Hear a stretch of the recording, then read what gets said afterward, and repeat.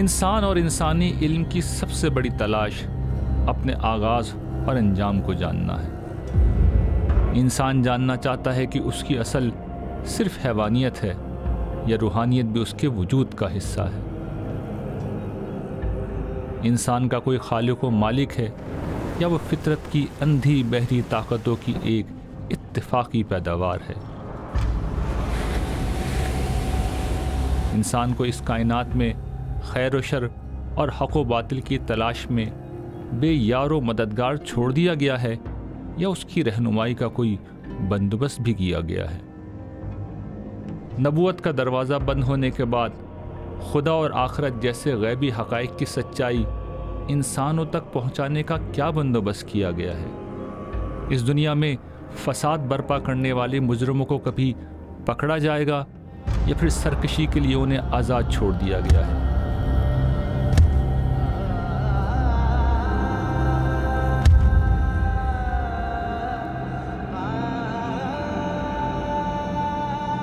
शयातीन दुनिया में अगर पाए जाते हैं तो उनकी हकीकत और नौइयत क्या है?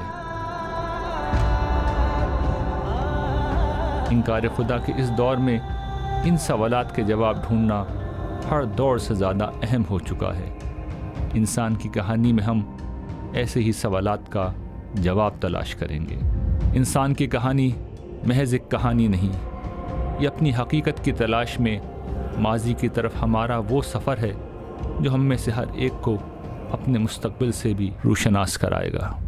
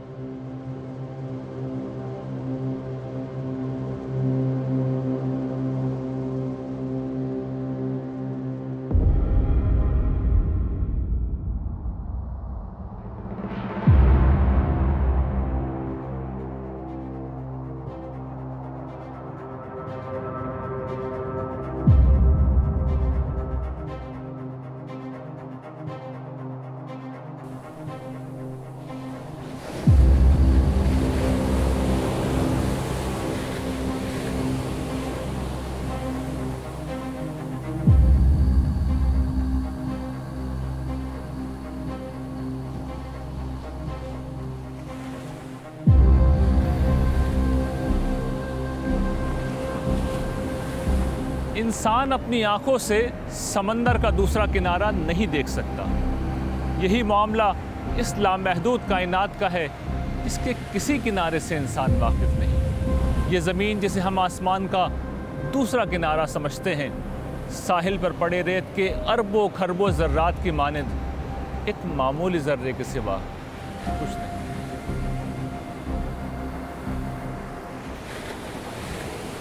ज़मीन से 13 लाख गुना बड़ा सूरज भी इस कायनात में रेत के एक मामूली ज़र्रे से बढ़कर कोई हैसियत नहीं रखता।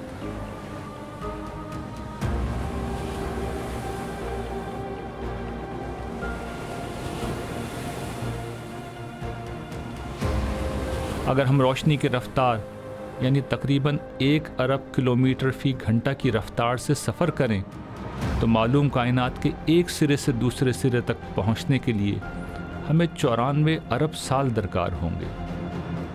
جدید تحقیقات کی روشنی میں ماہرین فلکیات کا اندازہ ہے کہ ہماری کائنات میں 100 سے 200 ارب کہکشائیں موجود ہیں، جن میں ہر ایک میں کروڑوں اربوں ستارے موجود ہیں۔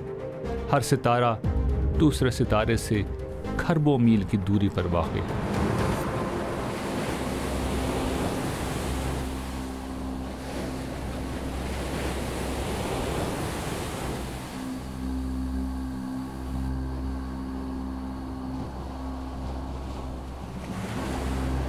اس ناقابل تصور حد تک وسیع و عریض کائنات میں یہ زمین واحد معلوم مقام ہے جہاں زندگی اپنے تمام تر حسن اور تنوع کے ساتھ جلوہ گر ہے۔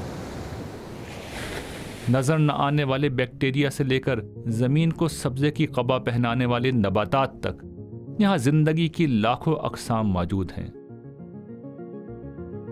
ہوا میں اڑنے والے پرندوں کی ہزاروں انواع سے لے کر زمین اور سمندروں میں رہنے والے لاکھوں اقسام کے جانوروں تک حیوانات کی ایک انتہائی متنوع دنیا یہاں پائی جاتی ہے۔ زمین پر پائی جانے والی زندگی کی 87 لاکھ انواع میں سے ایک انسان بھی ہے جو اپنے جسم کے لحاظ سے تو باقی انواع جیسا مگر اپنے شعور کے لحاظ سے ان سے بالکل مختلف اور بہت بلند۔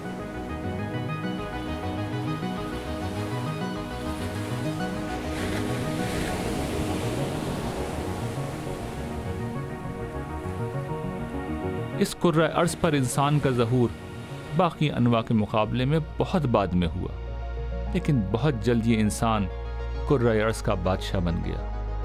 پچھلی چند صدیوں میں انسانوں نے سائنس کے علم میں غیر معمولی ترقی کی، اور اسی علم کی بدولت آج یہ انسان پرندوں سے زیادہ تیز رفتاری سے ہوا میں اڑ رہا ہے، مچھلیوں سے زیادہ تیزی سے پانی میں سفر کر رہا ہے، اور ہر جانور سے زیادہ رفتار سے زمین پر حرکت کر رہا ہے۔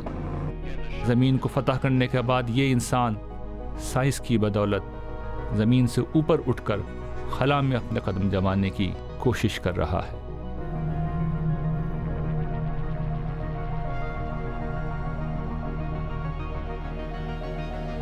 اس سائنس کا نام لے کر بہت سے لوگ آج ہمیں یہ بتاتے ہیں کہ اس کائنات اور انسانوں کا کوئی خدا، کوئی خالق نہیں۔ وہ یہ کہتے ہیں کہ یہ کائنات، ہماری کہکشاں ملکی وے، ہمارا نظام شمسی، یہ سیارہ زمین اور یہاں پائی جانے والی زندگی کی 87 لاکھ اقسام سب اتفاقات کا نتیجہ ہے۔ اس کائنات میں کار فرما حیرت انگیز قوانین جو علت و معلول کے بامانی سلسلے کو جنم دیتے ہیں، محض ایک اتفاق ہیں۔ سب سے بڑھ کر اس دھرتی پر نوع انسان کے 8 ارب افراد کا وجود ایک اتفاق کا نتیجہ ہے، اور اس اتفاق کا آخری انجام فنا کر دینے والی موت ہے۔ یہ بات اگر درست ہے تو اس سے زیادہ مایوس کن چیز اس دنیا میں نہیں پائی جا سکتی۔ انسان کا جسم بے شک مر جاتا ہے، مگر انسانی شعور مرنے کے لیے نہیں بنایا گیا، اور نہ وہ کسی طور موت کو قبول کرتا ہے۔ انکار خدا کا یہ دعویٰ مسلمہ سائنس کا علم نہیں کرتا۔ سائنس کائنات کی وسعت، اس میں کار فرما قوانین اور قوتوں کے بارے میں ہمیں بہت کچھ بتاتی ہے، مگر اس کائنات کا کوئی خالق ہے یا نہیں، موت کے بعد انسان دوبارہ جنم لے سکتے ہیں یا نہیں، ان جیسے سوالات کے جواب میں سائنسی علم کچھ نہیں بتاتا۔ یہ امور اس کے دائرۂ کار میں نہیں آتے۔ سائنس کو بنیاد بنا کر خدا کا انکار کرنا اگر ایک فریب نہیں تو ایک غلط فہمی ضرور ہے۔ دیکھیے، الحاد جو ہے وہ کوئی اپنی عقلی اور فطری بنیادیں نہیں رکھتا۔ سائنس کے کچھ اثرات ہیں۔ سائنس نے اثرات یہ ڈالے ہیں کہ ہم نے کائنات کی ہر فینومینا کو ایکسپلین کر لیا ہے، اب ہمیں کسی خدا کی ضرورت نہیں ہے۔ یہ سب سے بڑا اثر ہے سائنس کا۔ یہ اس وجہ سے ہوتا ہے، یہ اس طرح سے ہوتا ہے، تو اب خدا کہیں ضرورت محسوس نہیں ہوتی، کیونکہ خدا نے ایک ایسی آٹومیشن کا سسٹم کائنات کو دیا ہے کہ کہیں بھی وہ دکھائی دینا ضروری نہیں ہے۔ کیونکہ حقیقت یہ ہے کہ غیب کے پردے میں رہتے ہوئے ہمارا امتحان ہونا ہے. اس کے لیے ضروری تھا کہ ایک ایسے طریقے سے فائن ٹیوننگ کے لیول پہ جا کر آٹومیشن کی جائے. اس وجہ سے خدا دکھائی نہیں دیتا.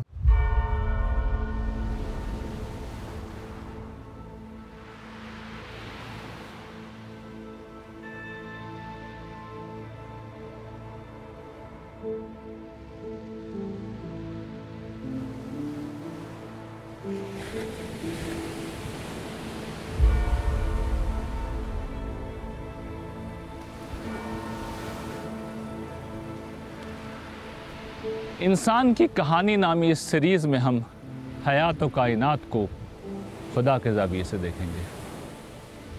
ہم قرآن مجید کی روشنی میں بنیادی انسانی سوالات کے وہ جوابات پیش کریں گے جو مذہب یا درست الفاظ میں اسلام اور اس کی نمائندہ کتاب قرآن مجید پیش کرتی ہے، جس کا دعویٰ ہے کہ وہ کائنات کے خالق کا کلام اور ہر طرح کی تحریف سے پاک ہے. قرآن اپنے مقدمے کو دلیل کی بنیاد پر پیش کرتا ہے، اس لیے ہم قرآن کے ان دلائل کو تفصیل سے سمجھیں گے جو وہ اپنی بات کے حق میں پیش کرتا ہے. قرآن مجید ہمیں ہمارے ماضی اور مستقبل سے بھی روشناس کراتا ہے. دور جدید کے تصورات کے لحاظ سے کہا جا سکتا ہے کہ قرآن مجید ایک ٹائم مشین ہے جس کی مدد سے ہم انسان کی کہانی نامی اس سیریز میں ماضی اور مستقبل کے ایک سفر پر جائیں گے. یہ سفر تاریخ کے صفحات میں بھی ہوگا اور قرآن کی آیات میں بھی. یہ سفر کائنات کی وسعتوں میں بھی ہوگا اور انبیاء اور رسل کی داستانوں میں بھی. اس سفر میں ہم دیکھیں گے کہ انسان، کائنات اور خالق کائنات کا آپس میں کیا رشتہ ہے، انسان کا ماضی کیا تھا اور اس کا مستقبل کیا ہوگا. اس سفر میں ہم انسانی تاریخ کو خالق کے زاویے سے دیکھیں گے. اس لیے اس کہانی میں زیادہ تر انسانیت کے وہ گروہ زیر بحث آئیں گے جن میں خدا کے رسول اس کا پیغام لے کر آئے اور جن کی داستانیں قرآن مجید نے ہمیں سنائی ہیں. یہی وہ قومیں تھیں جن میں خیر و شر کی کشمکش اپنی کامل شکل میں برپا ہوتی رہی تھی.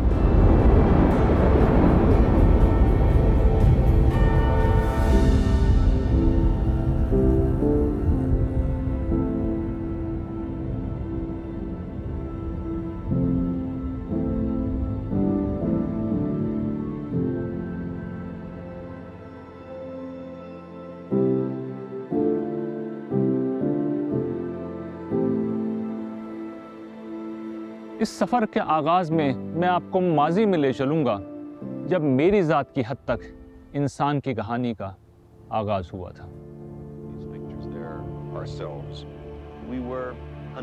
یہ کہانی 1980 کی دہائی میں اس وقت شروع ہوئی جب ہمارے ملک کے واحد ٹی وی چینل PTV پر معروف ماہر فلکیات کارل ساگان کی شہرہ آفاق ڈاکیومنٹری کاسموس ہفتے وار نشر ہو رہی تھی. میں بہت ذوق و شوق سے یہ ڈاکیومنٹری دیکھا کرتا تھا. Dogs, lions, and young women up in the skies. All manner of things of interest to us. We put their refrigerators, bicycles, rock stars.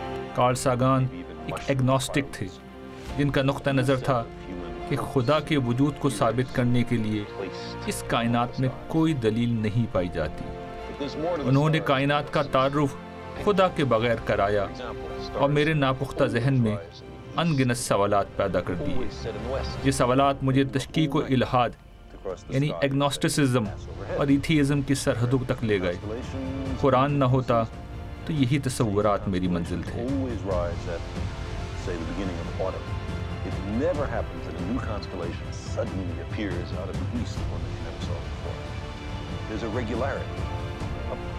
خوش قسمتی سے مجھے بچپن سے مطالعے کی عادت تھی. کچھ نہ ملتا تو درجنوں دفعہ پڑھی ہوئی کتاب دوبارہ پڑھنے لگتا. قرآن مجید پڑھنے کا شوق مجھے اس میں بیان کردہ پیغمبروں کی داستانوں کے مطالعے سے ہوا. اس کتاب نے مجھے خدا کے حقیقی تصور سے متعارف کرا دیا جو زندہ و پائندہ، سننے اور جاننے والا ہے. اس سننے والے نے ایک نوجوان کی انگلی پکڑ لی اور پھر اسے اس قابل کر دیا کہ آج وہ نوجوان بڑھاپے کی دہلیز پر پہنچ کر خود دوسروں کو یہ بتانے کے قابل ہو گیا ہے کہ جو بات یہ کائنات اپنی خاموش زبان میں بیان کر رہی ہے، وہی بات قرآن مجید سری الفاظ میں کہہ رہا ہے۔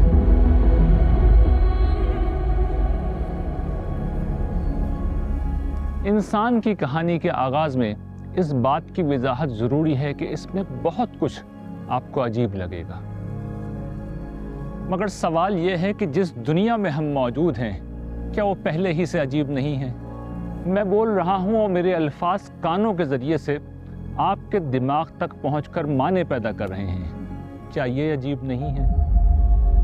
ہم کھانا کھاتے ہیں، یہ کھانا ہضم ہو کر جزو بدن بن جاتا ہے، یعنی کھانا انسان بن جاتا ہے، کیا یہ عجیب نہیں ہے؟ کچھ عرصے پہلے تک ہم میں سے کوئی شخص موجود نہ تھا، پھر ہمارے والدین کے ملاپ سے ہم سب وجود میں آ گئے، کیا یہ عجیب نہیں ہے؟ یہ اور ان جیسی ہزاروں لاکھوں چیزیں اس دنیا میں بہت عجیب اور حیرت انگیز ہیں، مگر چونکہ وہ روزمرہ کی بنیاد پر ہوتی ہیں اس لیے ہمیں عجیب نہیں لگتی۔ انسان ماؤں کے بجائے درختوں کی شاخوں سے پیدا ہونے لگیں تو یہ ہمیں عجیب لگے گا۔ کسی کے بولے بغیر ہم اس کی آواز سن لیں تو یہ ہمیں عجیب لگے گا۔ ہم کھانے پر نظر ڈالیں اور وہیں سے وہ ہماری خوراک کی ضرورت پوری کر دے، یہ ہمیں عجیب لگے گا۔ لیکن ہماری یہ حیرت انگیز دنیا ہمیں عجیب نہیں لگتی، جبکہ غور کریں تو اس دنیا کی ہر چیز انتہائی حیرت انگیز اور اپنی ذات میں ایک معجزہ ہے۔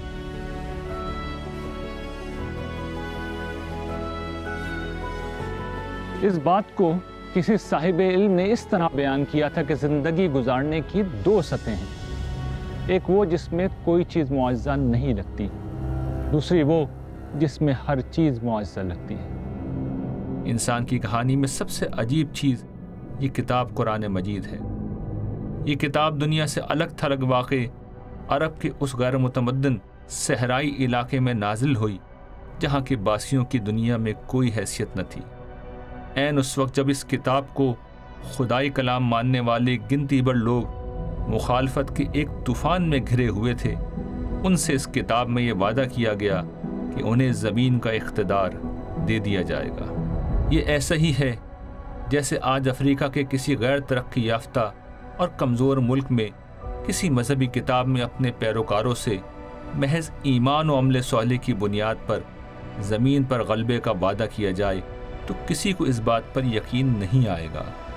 مگر اس سے زیادہ عجیب بات یہ ہے کہ اس کتاب کے ماننے والوں سے جو وعدہ کیا گیا تھا وہ صرف چند برسوں میں پورا ہو گیا۔ ایمان والے پہلے سرزمین عرب پر غالب آئے اور پھر دنیا کی سب سے بڑی طاقت بن گئے۔ ان کے طاقتور مخالفین کا نام و نشان مٹ گیا۔ ایک ایسی قوم جس کے پاس نہ کوئی ایسا لیڈر تھا جو ان کو متحد کر سکے، نہ ان کے کوئی جغرافیائی حالات ایسے تھے، نہ ان کے قبائلی نظام میں اس کی گنجائش تھی۔ ایک مذہبی سرداری قسم کا ایک نظام تھا جو خانہ کعبہ کی وجہ سے قائم تھا۔ اس قوم کے لیے اللہ تعالیٰ کا یہ قبل از وقت کہہ دینا کہ وہ یہ کم کر دیں گے تو اس میں کوئی شبہ نہیں کہ ایک بہت بڑا معجزہ ہے۔ دیکھیں سورۃ الانبیاء میں بھی اللہ تعالیٰ نے فرمایا کہ ہم نے داؤد علیہ السلام کے لیے بھی یہ وہی فرمائی تھی کہ ہمارے بندے ہی اس زمین کے وارث ہوں گے۔ تم میں سے جو لوگ ایمان لائے اور انہوں نے اچھے عمل کیے ہیں ان سے اللہ کا وعدہ ہے کہ ان کو وہ اس سرزمین میں ضرور اسی طرح اقتدار عطا فرمائے گا جس طرح ان سے پہلے گزرے ہوئے لوگوں کو اس نے عطا فرمایا تھا۔ قرآن مجید نے کہا تھا کہ هو الذی ارسل رسولہ بالہدی ودین الحق لیظہرہ علی الدین کلہ، ہم نے محمد صلی اللہ علیہ وسلم کو پیغمبر اس لیے بنا کے بھیجا تاکہ آپ اس دین کو تمام ادیان پہ غالب کر دیں۔ اور یہ جو پروفیسی ہے پھر کھل کے بخاری مسلم میں بھی آئی ہے۔ نبی علیہ السلام نے فرمایا کہ ان قریب رومن امپائر ختم ہو جائے گی اور پھر قیامت تک کوئی کیسر نہیں ہوگا، ان قریب پرشین امپائر گر جائے گی اور اب کوئی کسرا نہیں ہوگا، اور پھر وقت نے دیکھا ہے کہ نبی علیہ السلام کی پروفیسی پوری ہوئی ہے۔ یہی نہیں بلکہ قرآن مجید کے نازل کرنے والے نے عین اس وقت جب سارے مخالفین اس کتاب کی دعوت کو مٹانے پر تلے ہوئے تھے اس میں اپنا فیصلہ اس طرح سنا دیا تھا۔ بے شک یہ ذکر یعنی قرآن ہم نے اتارا ہے اور ہم ہی اس کی حفاظت کرنے والے ہیں۔ قرآن مجید کے بارے میں حیرت انگیز بات ہے کہ یہ الحمد سے لے کر والناس تک اس کا حرف حرف وہی ہے، اور اب بعض ماہرین نے یہ کام کیا ہے کہ 14 صدیوں کے مخطوطات نکال کر ثابت کر دیا ہے کہ پہلے دن جو متن موجود ہے شروع کے زمانے میں وہی اینڈ تک موجود ہے۔ उस मतन में ज़र्रा बराबर भी आगे पीछे कुछ नहीं होता। यानी नबी सल्लल्लाहु अलैहि वसल्लम के दौर में अगर कोई लफ्ज़ कुरान मजीद का अरबी के कायदों से हट के लिखा गया, जो किताबत के आम कायदों से हट के, उसको भी चेंज नहीं किया गया है। हाँ, ये तो हुआ है कि कुरान में नुक्ते बाद में लगे या इराब लगे, उसकी एक तारीख़ है, लेकिन जो कुरान का अबारत है वो बिल्कुल मेनोन वैसी की वैसी है। ये ख़ुद एक हैरत अंगेज़ बात है और लगता है कि खुदा ने कोई तकवीनी तरीके से इसको संभाल के रखा हुआ है, किसी की ज़रूरत नहीं है कि इसमें कोई दरअंदाज़ी कर सके। ऐ पैगम्बर, जो कुछ तुम्हारे परवरदिगार की तरफ से तुम पर नाजिल किया गया है वो इन्हें पहुंचा दो, अल्लाह इन लोगों से तुम्हारी हिफाजत करेगा। ये खुदा का लहजा है, इस लहजे में इंसान नहीं बोल सकते। बोलने की कोशिश करेंगे तो वक्त उनको झूठा साबित कर देगा। मगर खुदा का ये कलाम जिसने ये दावे किए थे, न सिर्फ आज तक हर्फ ब हर्फ महफूज है, बल्कि इसने अपने मानने वालों को हस्बे वादा दुनिया का हुक्मरान भी बना दिया था।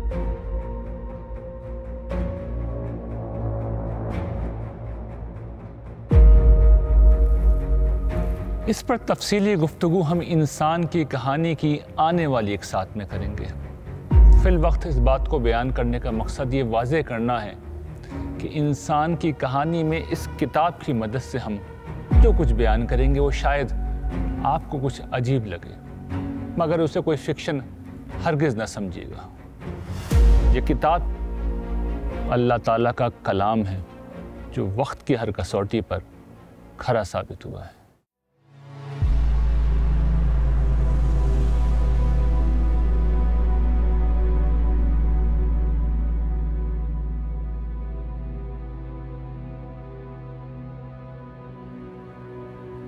इंसान की कहानी का आगाज़ अर्ज़ अमानत से होता है। अर्ज़ अमानत से हमारी मुराद वो मौका है जब अल्लाह ताला ने अपना तख्लीकी मंसूबा तमाम मखलूक़ात के सामने रखा था। खुदा का तख्लीकी मंसूबा ये था कि वो अपना इख्तियार और इख्तिदार एक महदूद दायरे में किसी मखलूक को बतौर अमानत आर्जी तौर पर देंगे और ख़ुद गैब में रहकर उसका इम्तिहान लेंगे। इस अरसे गैब में बंदगी के तकाज़ों को निभाने वाले अबदी बादशाही के हकदार होंगे, और जिस किसी ने इख्तियार और इख्तिदार की ये आर्जी अमानत पाकर सरकशी और गफलत का मुजाहरा किया, वो बदतरीन अंजाम से दोचार होगा। इस अंजाम के पेश नज़र तमाम मखलूक़ात इस इम्तिहान में उतरने से डर गईं, सिवाय इंसान के जिसने फ़िरदौस बरी की अबदी बादशाही की उम्मीद पर आगे बढ़कर इस इम्तिहान को कबूल कर लिया। हमने ये अमानत ज़मीन और आसमानों और पहाड़ों के सामने पेश की थी, तो उन्होंने उसको उठाने से इनकार कर दिया था और उससे डर गए थे, मगर इंसान ने उसको उठा लिया। हकीकत ये है कि वो बड़ा ही जालिम और जज्बात से मगलूब हो जाने वाला है।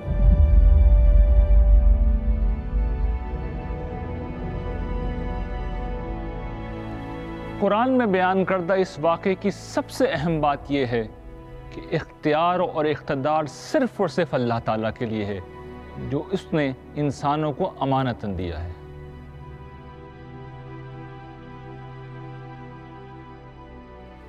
शादी इंसानी समाज का सबसे अहम वाक़या है। ये इस बात का एक मुकम्मल इजहार है कि इंसान किस तरह अपने इख्तियार को इस्तेमाल करता है। मियाँ बीवी का ये रिश्ता कायम करके इंसान तय कर लेते हैं कि वह अपने सिनफी तकाज़ों की तस्कीन के लिए इस रिश्ते से बाहर नहीं जाएंगे। यूँ इंसान अपना इख्तियार इस्तेमाल करके अपनी ख्वाहिशात और जज्बात पर एक रोक लगा देते हैं।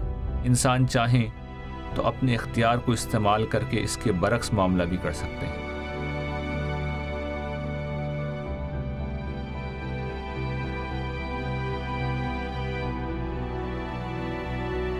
ये इख्तियार जो इंसान ज़िंदगी के हर मामले में इस्तेमाल करते हैं, इस मादी कायनात में इंसान का सबसे इम्तियाजी बस है। इस दुनिया में सूरज, चाँद, तारे, हमारी ये ज़मीन और यहाँ पाई जाने वाली तमाम मखलूक़ात क़वानीन कुदरत के जबर में ज़िंदा रहती हैं। इंसान भी बास पहलुओं से इन क़वानीन के आगे मजबूर है, मगर एक वसी दायरे में इंसान को इख्तियार हासिल है। ये इख्तियार इस कायनात में किसी दूसरी मखलूक को हासिल नहीं। फरिश्ते सिर्फ उतना कर सकते हैं जितना अल्लाह ने انہیں اختیار دیا ہوا ہے، اس میں نہ وہ اپنی طرف سے کچھ ایڈ کر سکتے ہیں نہ مائنس کر سکتے ہیں، لیکن ہمارے لیے کیا آیا؟ فَأَلْهَمَهَا فُجُورَهَا وَتَقْوَاهَا، فجور بھی یعنی کہ برائی کا مادہ بھی، اچھائی کا مادہ بھی، ان کی پہچان بھی ودیت کر دی۔ اِنَّا هَدَيْنَاهُ السَّبِيلَ إِمَّا شَاكِرًا وَإِمَّا كَفُورًا، ہم نے ہدایت کا راستہ واضح کر دیا ہے، خواہ ناشکری کی روش اختیار کرو خواہ شکر گزاری کی روش اختیار کرو، دنیا میں اختیار دیا گیا۔ اس اختیار کے ہوتے ہوئے یہ اختیار اگر کائنات میں کسی کے پاس تھا نا تو وہ خدا کے پاس تھا، اس کے بعد اگر یہ اختیار کسی کو ملا ہے نا تو انسان کو ملا ہے، اگرچہ ہم اپنی باؤنڈریز کے اندر مجبور بھی ہیں، ان گیون سرکمسٹانسز کے اندر، میں کتنا بھی پھیل جاؤں اپنی کھال سے باہر نہیں نکل سکتا۔ ہماری جبلتیں ہمیں مجبور کرتی ہیں کہ ہم حصول خوراک، صنف تقاضوں کی تسکین، اپنی بقا کے دیگر لوازم اور اپنی خواہشات کی تکمیل کے لیے جد و جہد کریں، مگر زندگی کی اس جد و جہد میں ہم عدل و احسان اور پاک دامنی کا راستہ اختیار کرتے ہیں یا ظلم، حق تلفی اور بدکاری کی راہ لیتے ہیں۔ اس کا انحصار ہم پر ہے۔ اس وسیع کائنات کو ہم اپنی ضرورت و خواہش کی چراگاہ سمجھ کر جانوروں کی طرح چرتے پھرتے اور نسل بڑھاتے ہوئے مر جاتے ہیں، یا اسے معرفت رب کا دسترخوان بنا کر بندگی کی زندگی گزارتے ہیں۔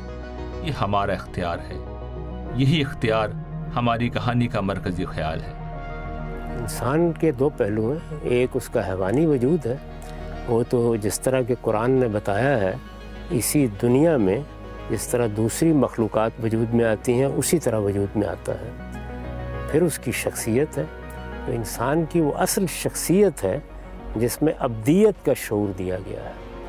تو یہ عبد و معبود کے باہمی تعلق کی کہانی ہے، اس لحاظ سے آپ کہہ سکتے ہیں کہ یہ انسان کی کہانی ہے۔ اس کہانی کا دوسرا مرحلہ جو قرآن مجید میں بیان ہوتا ہے وہ اول تا آخر تمام انسانوں کی ایک ساتھ پیدائش کا مرحلہ۔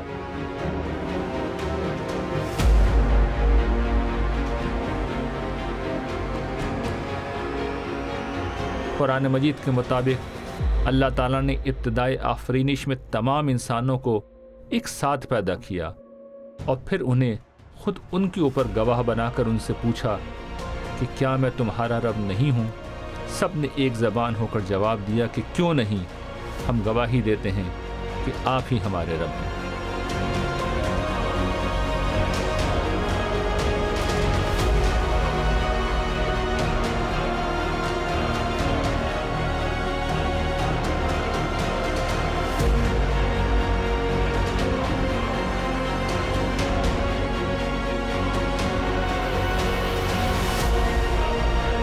انسان کی کہانی نبیوں اور رسولوں کی یہی وہ داستان ہے جس میں فطرت کی آواز کو وہ ایک زندہ حقیقت بنا کر پیش کرتے رہے۔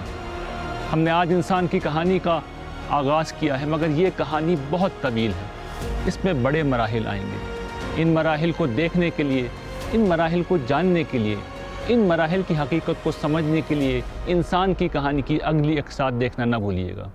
اللہ نے کے بعد سنا ہے ابھی وہیں میرے انتظار میں ہے، سنا ہے ابھی وہیں میرے انتظار میں ہے، جہاں سے تو نے کہا تھا مجھے یہاں سے نکل، جہاں سے تو نے کہا تھا مجھے یہاں سے نکل۔